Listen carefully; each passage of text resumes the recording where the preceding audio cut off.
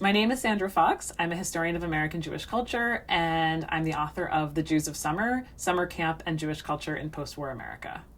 Ta-da! The Jews of Summer is a book about the history of American Jewish summer camps, specifically in the years after World War II. I was really interested in looking at a vast array of highly educational and ideological Jewish camps. Zionist camps, Yiddish summer camps, meaning camps that spoke Yiddish or had kind of Yiddishist ideology, as well as the more mainstream reform and conservative summer camps, and understanding actually how similar they were. They shared really similar anxieties about the future of American Jewry and projected those anxieties onto children, creating summer camps that operated in very, very similar ways.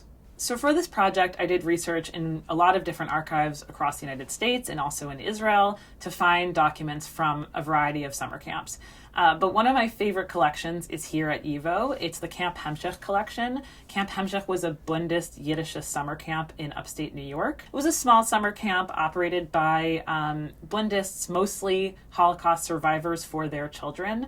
And the documents I wanted to show today are camper newspapers. So newspapers written mostly by campers with some input, of course, from counselors who are always kind of lurking nearby, both because these newspapers were really, really funny and wonderful ways to understand the youth culture within camps, which is a huge facet of my book. Camps are not only created and operate with the top-down ideologies of adults, but are through the kind of interactions between the generations in everyday life, but also because the camper newspapers show so much about the camp's ideologies. So half the newspaper is in Yiddish and half the newspaper is in English. The camp newspaper often had a Dear Abby section, actually called Dear Trish, which were really, really funny and also incorporated Yiddish, and would also report, of course, on camp life. But one of the sources in this particular newspaper that I pulled out is from a camper named Jo Backer, or at least I think she's a camper at the time. She might have been a counselor, who was reporting on a camp trip to see a local theater production